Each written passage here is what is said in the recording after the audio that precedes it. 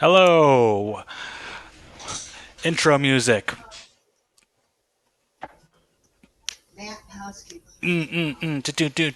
Boom, boom, boom. Yeah, I like it. Way to hit the intro music, Frank. We all enjoyed that. Welcome to Touchdown Nerdcast. We will be introducing music into all of our segments. That'll be a cappella. Um, we have Jordan with us. We got Frank, the Boogeyman McDaniel. And we got Andrew on the mic, Pump Mountain. Call me Pump for short. How's it going tonight? Not too bad. Going good. What did we convene here tonight to talk about? Why or what? What did we convene to talk about? I think we're talking soccer today, right? We will never, ever touch soccer. No. As soon as this podcast starts talking soccer, I'm out of here. Yeah. I quit before it started. Is there anything interesting that you guys want to bring up before we jump into our main topic for the day? Nope. Yeah, nothing of news besides Jerry Judy getting hurt. Jerry Judy did get hurt. Looks like he popped a hammy.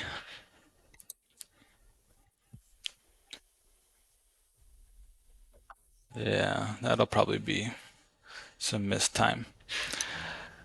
I kind of hate injuries in the preseason because the teams aren't required to tell you anything. So Yeah, it's the worst. you have no clue. Day to day could mean month to month, or what's it? Indefinite could mean they're back tomorrow.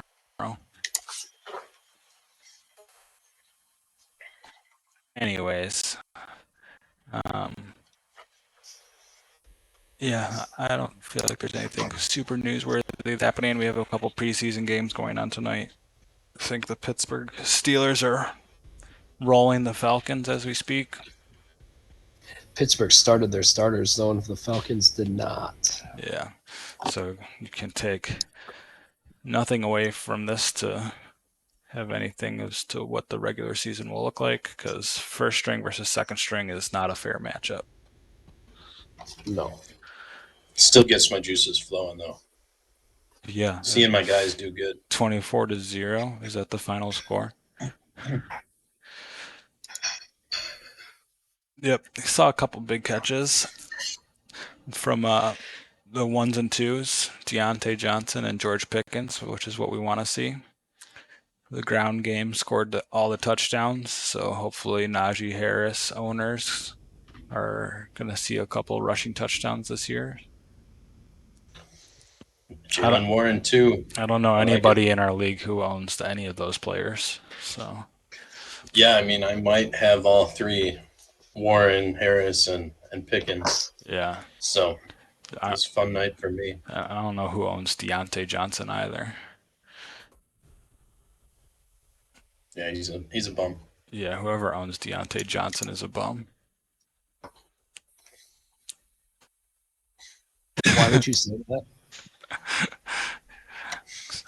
Trying to make some convenient talk show things that are listener worthy. And Jordan's just over here texting his girlfriend. We're mid show. You got to focus, Jordan. I'm trying to focus. Focus. Eyes on me. Eyes on me. Your eyes aren't even on the screen. They are on the screen. What's the other game that's going on tonight? Colts. Yeah, Colts were playing. Eagles. Richardson looked good. Yeah. That game's also over. I feel like Richardson will be fantasy worthy. I don't think the Colts will be playoff worthy though. They will not. I mean, Richardson was 6 of 17 passing, averaged under 5 yards per per reception. That's not Completion. good. Not good. It's not great. You're not going to win a lot of games like that. Gardner Minshew looks like the starter, the way he played. You could probably argue that he deserves to be the starter. I think he'll end up starting a few games this season. He has starter experience because he's had to step in. Yeah. Going back to what, Jacksonville? Yeah. He's played plenty of games. And he wasn't bad. He's got, how many wins does Gardner Minshew have? Probably as much as Justin Fields has. That's not hard to do. He's probably got more. Yeah. I think the big question is where's the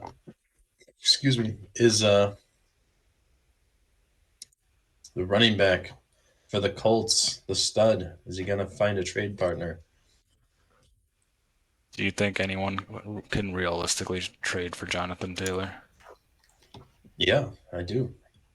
I don't think he's going to take a ton either. Who do you think would really realistically trade for Jonathan Taylor? I don't think anybody's going to give them what they want is the problem. I mean, No, they're spitting the fact that they need a first-round pick back. CMC didn't get a first-round pick in the draft return when he got traded to the San Francisco 49ers. And I would much rather, as much as CMC's been injury-prone the last 2 years, like he's a proven commodity where Jonathan Taylor's not a proven commodity. He had one really good year, and then he was a waste of being hurt. And then he had a down year anyways. I mean, when he came back. So, I mean, for him to think that he's going to get more back in return in a trade than Christian McCaffrey did is just like ridiculous to me. Like they're not going to be able to find a team that's going to do that. Yeah. But if somebody comes in offering a second or a third, 2/3, might be enough to get him. We'll see. I mean, he clearly doesn't want to play for the Colts, so he's better off getting something rather than nothing. I agree, but finding a trade partner is not going to be that easy.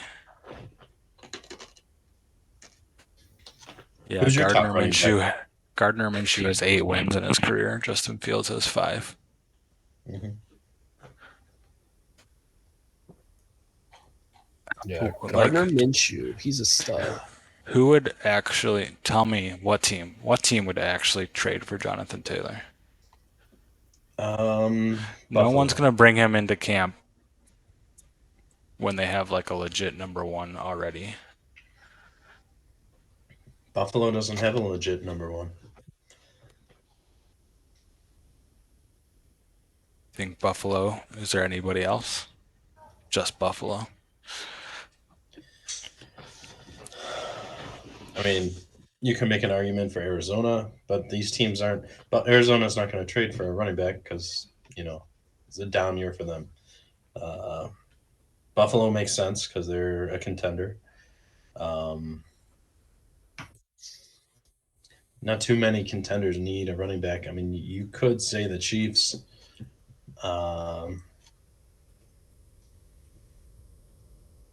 Yeah, I don't know. There's not a ton that need running backs. They tend to be a dime a dozen.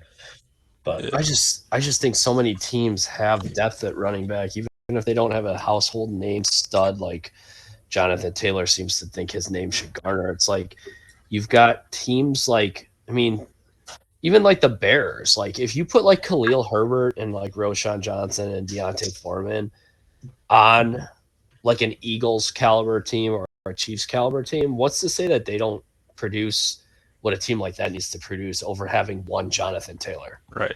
What Jonathan Taylor at best gets you a yard extra per carry. Yeah, which I mean, is a lot. It is. I mean, and he obviously has star status and has showed what he can do, but I think that's just what you're seeing shift in the NFL is that people aren't going to pay these star running backs anymore, and it sucks for them. Like, to me, it's just the changing market. It's like anything, like the car market, the housing market. Like, great, yeah, a couple of years ago or last year or 2 years ago, you could have sold your house for so much more money, and now you can't. Or 5 years from now, you're not going to be able to. Like, it's just that stuff changes, and I feel like the difference is with the NFL players, you're talking about human beings and people that are their livelihood is playing the game and making their money to take care of themselves, and you have all these injury concerns now and all these guys retiring early because they're so worried about the concussion stuff that I get why the running backs want to get paid, but at the end of the day, the NFL's still business, and if I'm a GM or a coach or a manager, if I can cheapskate out on running back because it helps the rest of my team and that's going to allow me to win, it is what it is. He's on the last year of his deal. He's getting paid $7 million this year if he plays. He's a free agent next year. Yeah. He's stuck between a rock and a hard place. I feel like all running backs are. I mean, you I could think make another changes to the league to alleviate this so that running backs can maybe get paid sooner or have a higher tier, but I don't care as a fan. I don't care what the teams do. The only people who care are the running backs themselves, and they just have to be the spokespeople for themselves. Their agents have to try to get them paid more. But I don't think any NFL team or owner cares what their going rate is. Yeah. I think another team that could potentially be a fit would be the Dolphins. Depends if they're trying to compete, but The they have the Dolphins, I offense feel to like compete. Dolphins would be a good fit. Yeah, I Dolphins don't would be know what they would. the Dolphins would be a really good fit. You're only getting him for this year though, and then he's a free Yeah. agent. Right. I don't see any team giving up a first round or second or third round pick for 1 year of a running back. Just like their financial compensation, their draft pick compensation's got to be equally bad. So I would bet maybe a fourth round pick to the Colts. I could see the Bears doing it just because that's something the Bears would do. I could see the Bears doing it too. I like those three Overpaying teams. for a guy. Yeah. Buffalo, Buffalo, Bears, Chicago, and Miami. Yeah. I think they could all do it. The Bears could definitely afford it and absorb it. So, Yeah. but okay. Well, our main topic for today's show is going to be backup running backs, anyways. And there's a couple teams that kind of have the two-headed monster and they use two backs. But then there's the other category of guys who have a bell cow, and they do rush the ball a lot. I think Frank, do you want to lead us off with your handcuffing a couple bell cows on your team? Well, I don't want to start with my guys because, yeah, I'm high on them, but I think there are better options out there. You see what you're doing with Detroit and the Jets. David Montgomery, he was no slouch last year. And just because they brought in Jahmyr Gibbs with an early first round pick, I think Montgomery's going to shoulder quite a bit of the load throughout the season. Yeah, he may not put up the same numbers he did last year, but I think he's still going to be fantasy relevant. And same with Dalvin Cook. We don't know who's going to be leading that backfield. He could be the lead runner over Brees Hall. We'll see how it goes because they're both For sure. elite options. So that's probably your number one overall backfield. Yeah. Between the starter and the backup. Right. I think Dalvin Cook, if Bijan's career or Brees Hall's career turns out to be anything that Dalvin Cook's career is, that would be an excellent NFL career because Dalvin Cook has been like a top 5 running back for nearly his entire time. Yeah. So it's interesting to see that Dalvin and Brees Hall are on the same team. Yeah, we'll see how it goes. I mean, it's a backfield I don't want to rely on to be my studs just because I don't know who's going to be getting the rock, and it could change game by game. Um, so it's something that I'm waiting to see how it's going to shake out. Um, I Yeah, like, you would prefer to have those guys in your flex spot versus your yeah, of course, starting RBs. yeah. Now, who are your next tier of backups? Guys who aren't as good as the bona fide starters, but would be elite should the starters go down. Like who ultimately is in the best handcuff position? Like if there was an injury to the star running Yeah, back, essentially. I like Elijah Mitchell behind Christian McCaffrey. Okay. I Tyler ultimately Algier. I ultimately like I ultimately like both running backs. If you're gonna go off the depth chart of Kenneth Gainwell, DeAndre Swift, or Rashard Penny, I mean, I think both those guys could step in, but I also don't trust the health to them two either. But I mean, to have both guys there, I mean, obviously you said it already. If Gibbs or Montgomery, whoever they're saying is the starter, if one of them got hurt, I think the other one steps in right away and is absolutely worthy of having like top 12 running back numbers. Um, but pure handcuffs, I mean, I don't know. I don't I don't mind Jarek McKinnon backing up Pacheco. I think if that was to happen though, Pacheco and Clyde Edwards-Helaire would both be kind of stepping into a role there. So I don't know that like either one of the handcuffs, it would be really tough to pick which one you think would be better. I watched your pickup, Andy, of Singletary. I like Singletary as a backup if Damian Pierce was to get hurt. He showed that he can kind of take over that kind of same type of role. I don't know that he's a considered really an every down back, but I think for what the Texans are looking for, he could step into that and be okay if he had to fill in.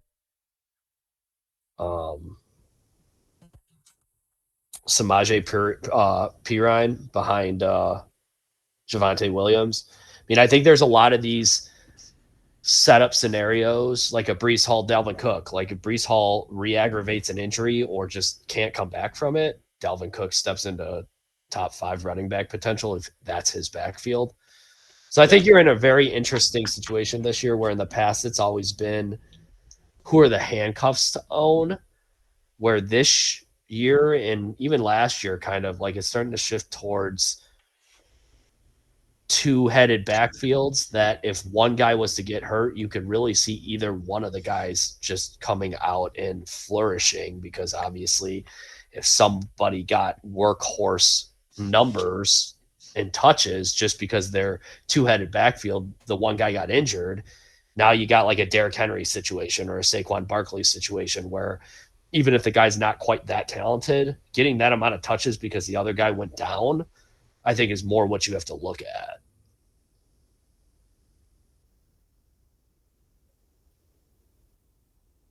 I think those guys are going at the appropriate ADP based on those two-headed monster backfields. I feel like if you look at most leagues, the top 40 running backs are all rostered, and that includes those double backs where it's Dalvin Cook, Brees Hall, Ezekiel Elliott, Ramondre, Jalen Warren, Aaron Najee, Aaron yeah, Jones, AJ Dillon. AJ Dillon, yeah, yep. AJ Dillon's another strong one. I mean, Yeah. Elijah Mitchell's done 1,000 yards. He's a backup. Tyler Algier, what I did he like do last Taylor year? Algier. Yeah. Yeah, I don't think he gets enough praise, but I mean, everyone's just too excited about the rookie. So Yeah, I think you look at the value, like if the overall question's like the value, like who you value as a handcuff more in some of these situations, it's clearly guys who have been in the system more than a season. Like that's why I like Elijah Mitchell because he's been in that system. Like he could step in. There's not going to be this learning curve. Like let's say Brees Hall was to go down in week 1. Dalvin Cook is more than capable to be a running back 1 with that offense and with Aaron Rodgers and in that system. But there's still that learning curve of getting to know the offense. So I'm not saying by maybe like week 4 or 5 he steps in and looks great. Like look at what Christian McCaffrey did with San Francisco. They eased him in for the first week or 2, and then it was immediately like he was ready to go, understood their schemes, understood the plays. But I think that's a factor into it. Like you guys had mentioned, Aaron Jones and AJ Dillon both have been in that system for a long time. So if one of them went down, I don't think there'd be any learning curve or hiccup in the other one taking over.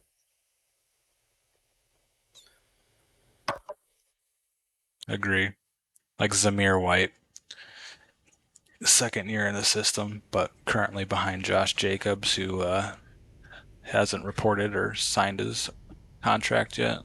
Yeah, where's that at? Hasn't signed his whatever. What's it called?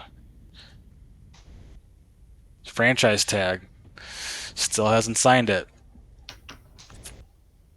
So Yeah. I mean, he's ultimately going to wind up signing on, right? I mean, what are the chances we think of him holding out the whole season? low.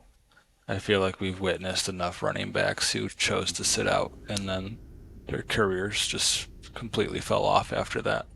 Yeah, that's true. Le'Veon Bell, Melvin Gordon both sat out years and then never got back to where they were. I think if maybe they did end up signing like contracts after that, but they might have just made it back to even. I don't really think that they got ahead by doing that. So I agree. I think Josh Jacobs ends up playing for whatever his franchise tag is at.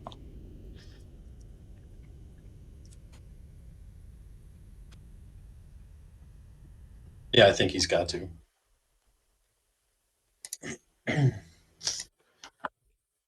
Um, I want to throw a couple other names out there and just see what your thought is. Um,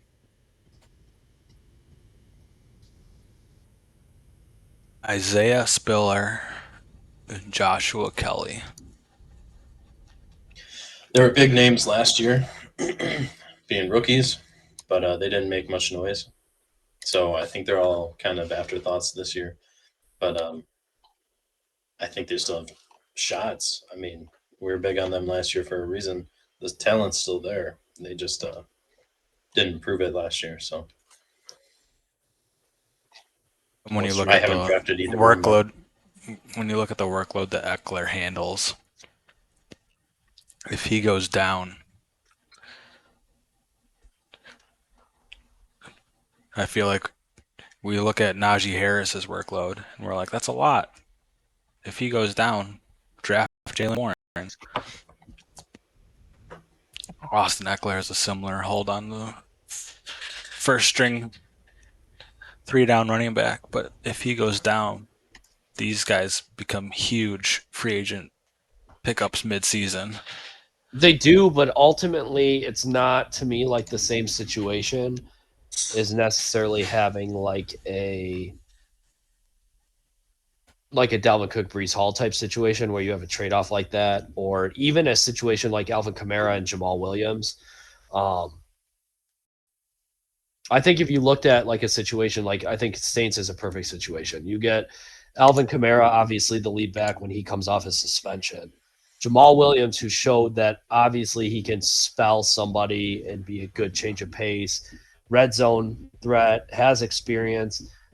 They have that Keandre Miller guy who's their rookie. Yeah. Mhm. that everybody's like kind of ranting, raving about, kind of like that guy from the Rams last year. I think I had him on my team at one point. He was like the talked about guy behind Cam Akers and Henderson, and he barely got used at all. I think the difference between the Chargers situation and like the Saints is if Alvin Kamara got hurt, Jamal Williams is probably taking 80 to 85% of the touches in the backfield. Like that's just what my gut feeling would be because of his experience and his track record. Yes, I do agree. If I had Austin Eckler get hurt, I'm picking up Kelly and or Spiller. I just don't think that either one of them is getting the 85, 90% load that Austin Eckler gets because neither one of them has that experience or track record. Like, I think they're just going to go to a dead 50-50 split. On top of that, you have a guy like Justin Herbert who runs well, who could vulture some of the goal line work or the short yardage stuff, especially in the red zone. And obviously, when you have receivers like Quentin Johnson, Keenan Allen, and Mike Williams, I could see them just going to a pass first offense where they kind of abandon their normal run scheme that they have when they have an Austin Eckler in. So as much as, yeah, a star guy like that goes down, I don't know that between Kelly or Spiller, there's a clear cut, that's the guy I'm picking up because Eckler went down. I am tending to lean towards Spiller. Kelly has never really impressed me. This will be his fourth year in the league, and his first two seasons were just terrible. And last season, he didn't really do much to separate himself. He improved last season, but I still like Kelly or Spiller in year two. He's a bigger back. What is he, like 6'1", 215 or something? And 225, sorry. And That is a big I just, back. yeah, he's a big back. So he could be definitely the first and second down back, goal line back, and that's where you're going to get the value there because you're never going to find the backup on this team that'll give you what Eckler gives you. So No. I'm just looking for touches and end zone opportunities. Yeah, 225. That's a chonky boy. Yep. Yeah, I think that's exactly what the Jags did. I feel like the Jags and the Chargers are identical. I feel like Travis Etienne is Austin Eckler 2.0. But Travis Etienne struggles to find the end zone. I think it's Maybe more that'll change. It's only think his it's more second full year, but I think it's more Travis Etienne. Like, yeah, maybe he's a poor man's Austin Eckler, but to be able to say like he's on the same page as an Eckler or CMC, like they don't throw him the ball. Like for a guy that was such a highly touted pass catcher out of college, they don't right, they really scheme don't. him into the passing game with a guy that clearly in Trevor Lawrence is looking to throw the ball 40 to 50 times a game. Like that to me, I don't know if that's a trust factor, if that's a coaching like scheme issue. I don't. It's just kind of It is shocking true. to me that a guy that's got that ability to catch the ball isn't schemed in more to catch the ball with the type of offense they have there. And the person that threw him the ball in college is his Correct. quarterback right Correct. now. So I don't. Makes no I sense. just. I guess I just don't understand that. Like most of the time in these situations, you see guys that are either the front running, let's take these guys high in the draft now and running backs because they are PPR monsters and they are rushing monsters where like you get the best of both worlds and there aren't very many of those guys left right now in the NFL. Most of the time you see here's your pass catching back, here's your running back, here's your short yardage red zone guy. And now it's like you get guys like an ETN that seem like they should be that 3 down, can do everything, but yet they don't use them that way. Right. And then they bring in guys like what's his name? Tank Bigsby. Yeah. Yeah, buddy. And it's obvious for one reason and one reason only, and that's to punch it in at the goal line. Yeah. I know listening to like the fantasy football, whatever the main podcasters are, footballers or whatever, on TikTok, and I know they do YouTube stuff. They had said something. The main guy on that was talking about the Tank Bigsby thing, saying that now that you don't have a James Robinson to take away short yardage stuff from ETN, do you see ETN like doubling his touchdown output this year? And their consensus was no. They go, Tank Bigsby is probably going to fill that role now. So it's like you've got this all class back. It's kind of like, to me, ETN is exactly comparable to the situation with Kenneth Walker in Seattle.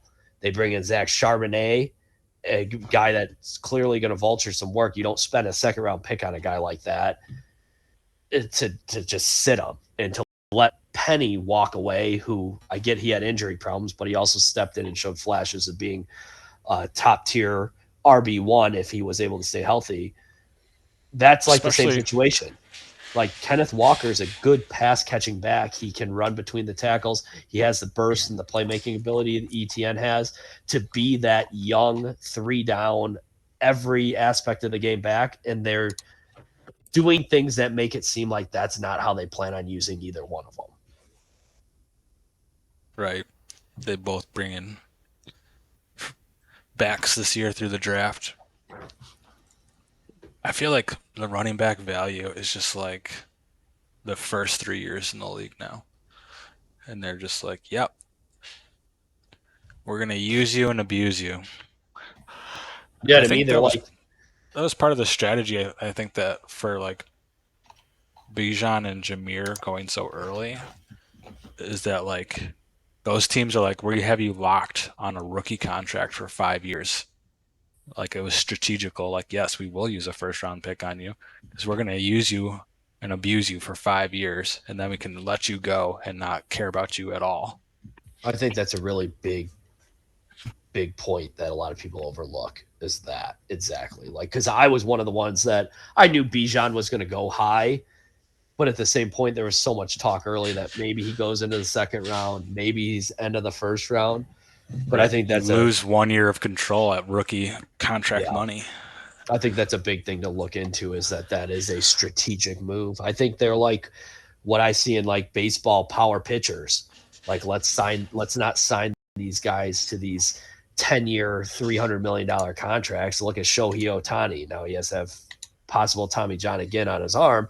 It's like you've got these hot commodity, flashy toys that are really good at doing what they're doing, but it's like you're going to beat them up their first 3 to 4 years where maybe they're not useful after that. So how much do you invest in something like that?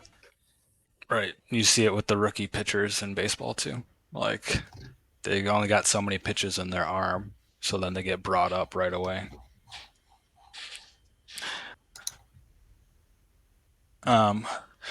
So looking at who's on your rosters for our the Touchdown Nerdcast, we can call it our league. All three of us are in that one.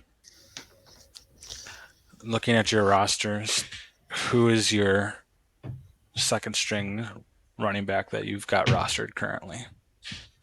I only have one, and it's Chuba Hubbard. Okay. Tell me why you picked Chuba Hubbard. I only picked him because my hope was that I know Miles Sanders was banged up a little bit right now this preseason. I know he's questionable going into the last preseason game. Obviously, he'll probably be fine by the start of the season. I just think if the Eagles, and it could just be a schematic thing, but it's something that I think the Panthers have showed last year and the years prior when they had D'Angelo Williams and Jonathan Stewart. They're not afraid of using multiple backs. And I think that the Eagles, even when Sanders was productive and in his prime, he wasn't the 95% of the touches back. And unless Carolina sees something completely different, I just think that it's something that is going to be kind of hot hand. Hubbard did well at times last year where I had Deontay Foreman in my one league and he had some big weeks. And then all of a sudden they're like, no, let's give Hubbard 14 carries this game, even though Foreman just came off a 100-yard game. I just see that kind of. And that's like a big complaint for Sanders. me being a former owner of Sanders is constantly being like, why are these other running backs coming into the game and taking touches away from Miles Sanders? I just think they must think that he's not built to be that 3 down, get 300 carries, and be able to withstand that kind of abuse and use. I think Yeah. that's why I felt comfortable taking him. Obviously, I think the Hubbard's got a pretty good grasp on what the scheme is there, just because he's been there already. And I just think, again, he's a guy that you're going to get a chance to see what he's going to be able to do with some carries week in and week out. Some weeks I wouldn't be shocked if I see him within the first 4 or 5 weeks of the season have a game where he touches the ball 13 or 14 times. I think for a guy that you draft for $1 last round of the draft and you're just taking kind of an insurance safety blanket, like if Sanders got hurt, I would think he's going to step in and get 70% of the touches. So to me, it was just a handcuff that I felt comfortable with and a guy that I think will get a chance to steal some touches, even if the lead back is healthy. Um, Arguably, the two guys I wanted, Frank took. So, Let's go. I mean, I had other backup guys I wanted to get. I just felt like I was weaker at wide receiver, so I needed to take more wide receiver depth. Whereas once bye weeks aren't an issue, I don't see needing a handcuff running back necessarily when I have Chubb, Eckler, and Dameon Pierce. See, I disagree with that strategy though. If you're weaker at wide receiver, I'd want to take more of those like rookie wide receivers, guys who have the high upside to break out. Or is that what you did?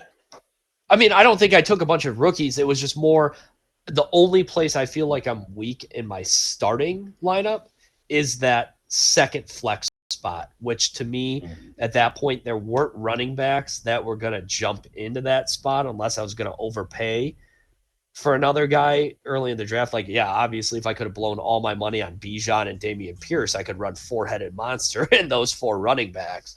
But in a half PPR league and with the fact that like the money didn't work out that way, I just felt safer with instead of taking a security blanket second running back to be a flex or bye week filler, I felt more comfortable with like a Jacoby Myers, Nico Collins, Cortland Sutton, Romeo Dobbs is a not only a weekly fill-in if there was an injury or bye week, but also to be the one other spot besides Deontay Johnson that if one of those guys decides to have an above average year, I feel pretty good about the 8 guys that I get to start come playoff time.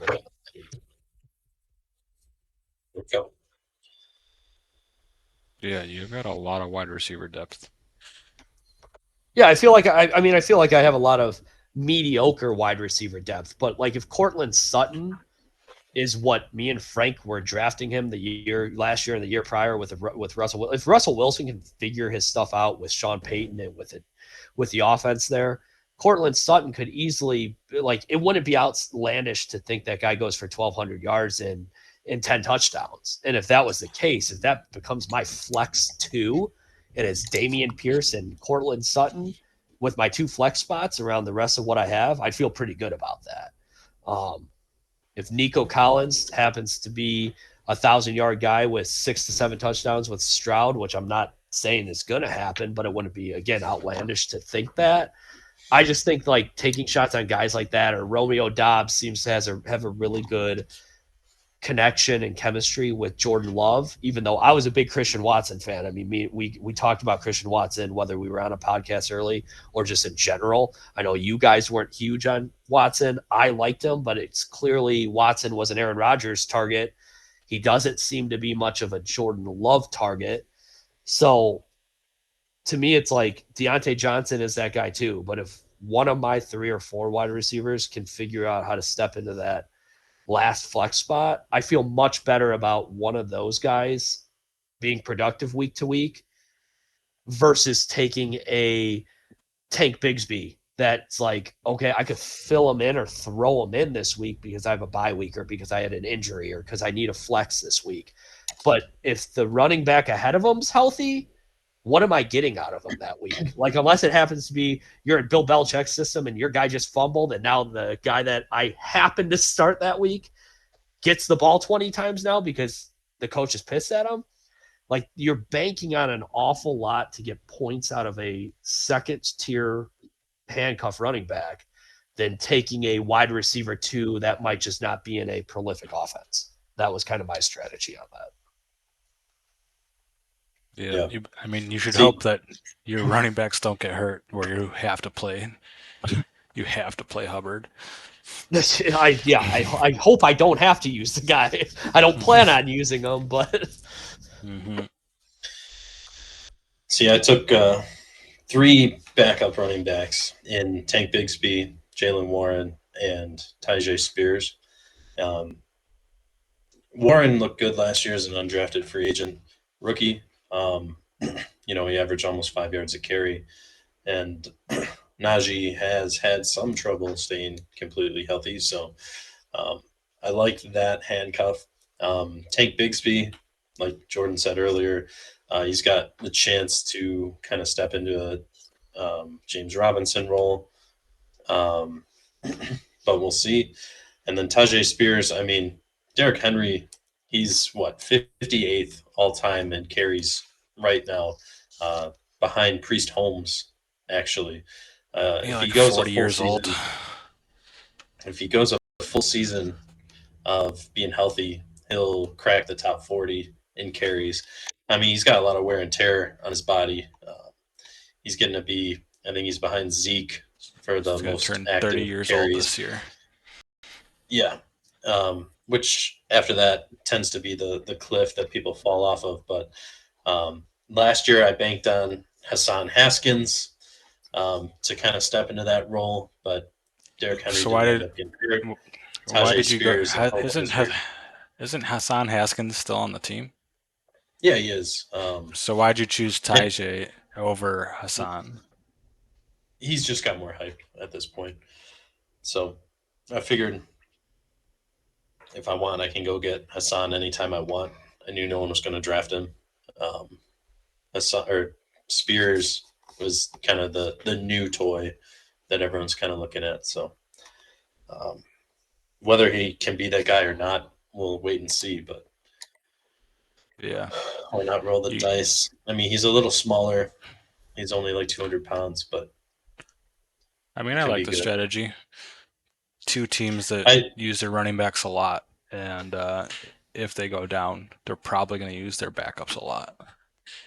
Well, and I think that Frank and I are just in different situations. Like, knock on wood for me, I don't think right now Eckler and Chubb don't have injury histories. Both Frank's top running backs, you have a little bit of worry with Javonte Williams and Najee Harris, just with the fact that they are both young, but they both had some injury concerns. So, like, from his perspective, if I had his team, I would have absolutely done more handcuff running backs, knowing that maybe my depth at running back or what I think might happen with my running backs could be a little bit questionable. Whereas for me, I felt more comfortable with my running backs, so I just loaded up more on wide receiver because I felt like that was where I was weak and where I had to worry more about. I think it completely just depends on the makeup of your team, especially the makeup of your starters, including more importantly, your like top scoring starters, because that's the points you're going to have to find a way to make up for if something bad was to happen.